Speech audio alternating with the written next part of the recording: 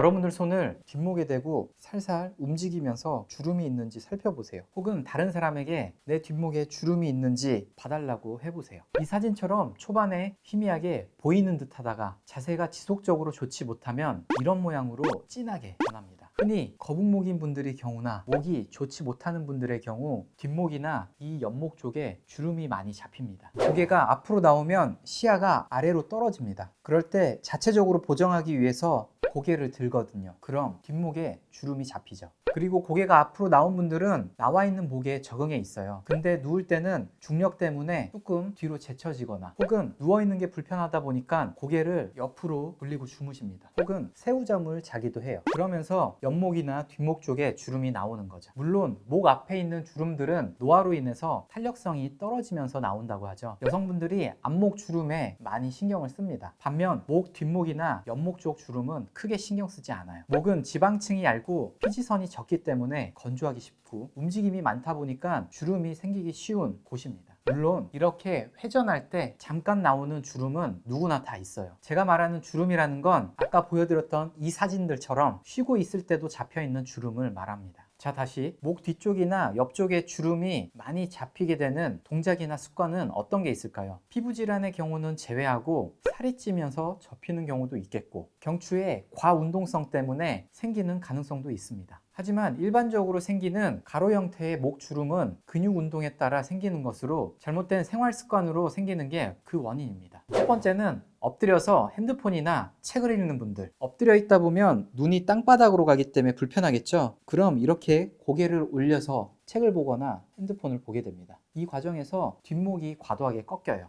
두 번째는 베개가 너무 높거나 혹은 아예 낮거나 하는 경우에도 목주름이 잡힐 수 있습니다. 불편하니까 고개를 이렇게 돌리고 주무시거나 혹은 아예 새우잠 자게 될 때 그때가 제일 많이 생겨요. 그리고 사무 업무 하실 때 듀얼 모니터나 모니터를 더 많이 두고 쓰는 분들, 고개를 항상 돌리고서 업무를 보세요. 그러면 옆목이나 뒷목 쪽까지 주름이 잡히겠죠. 그리고 네 번째, 거북목인 분들이 전체 체형을 고려하지 않고 턱만 이렇게 과도하게 집어넣으려고 하는 경우 혹은 고개가 나오니까 답답해요. 그래서 뒤로 이렇게 자꾸 젖히려고 합니다. 이럴 때 많이 생겨요. 특히 거북목 때문에 목 뒤가 뻐근하다 보니 뒤로 자주 제끼는 분들, 이런 분들은 요 최악의 목 스트레칭 편을 참고해 주세요. 최악의 스트레칭법이 이렇게 뒤로 젖힌 후 압박을 주는 방식이었죠. 이런 동작들은 경추에 심한 물리적인 압박을 주는 행위입니다. 경추 관절이 압박이 되면서 신경을 자극할 수 있는데 물론 당장 힘들 때 하면 시원한 느낌이 드는 게 당연합니다. 왜 말씀드리냐면 이런 동작을 자주 하시는 분들이 MRI를 찍어도 정상으로 나오는데 목 디스크와 비슷한 증상을 갖고 있는 분들이 많습니다. 목 통증은 물론 어깨나 견갑골 내측 그리고 팔 쪽이나 손 쪽으로 저림이 있는 분들이죠. 이런 증상이 있는 분들 중에 꽤 높은 비율로 목 주름이 명확하게 잡혀 있습니다. 목 주름이 잡히는 그 경추 신경 레벨에서 팔과 등 쪽으로 내려가는 신경이 많이 분포하거든요. 오늘 주제는 억지 주장을 하거나 흥미를 끌려고 말씀드리는 게 절대 아닙니다. 실제로 목에 지방이 많거나 신경이 잘 찾아지지 않는 경우 이런 주름들을 지표로 찾아서 경추 신경 쪽을 시술하기도 합니다. 쉽게 생각해봐도 이쪽으로 주름이 있다는 건 그 해당 경추 관절들이 뒤로 많이 제껴지면서 압박을 받는다고 생각할 수 있습니다. 관절을 많이 쓰다 보면 마찰이 생기고 염증들이 발생해요. 어렵게 생각하지 마시고 경추도 7개의 뼈와 뼈로 형성되어 있습니다. 당연히 관절이 있겠죠. 무릎이나 팔꿈치 관절을 많이 쓰면 관절염이 오는 것처럼 경추도 마찬가지예요. 하지만 다른 관절들과 차이점이라면 경추 주변에는 신경이 많이 분포되어 있고 이런 염증들이 신경을 흥분하고 전도시킬 수 있습니다. 그래서 어깨 쪽이나 등, 팔 쪽으로 신경 증상을 낼 수 있죠. 그 외에도 익숙하지 않으시겠지만 미용실 증후군이라는 게 있습니다. 혹시 내 목에 옆쪽이나 뒤에 주름이 있는 분들은 지금부터 신경 쓰시면 됩니다. 이전에 많은 관심을 받았던 거북목 교정 영상이 있어요. 안 보신 분들은 한번 보고 오세요. 이 영상에서 말했던 거북목 교정의 원리 역시 옆목과 뒷목에 주름이 펴지는 방향으로 운동을 하는 겁니다. 목주름을 없애는 방법을 말씀드릴 건데 거북목 교정을 하시면서 뒷목과 옆목 주름이 펴진다 느끼면서 운동해 보세요.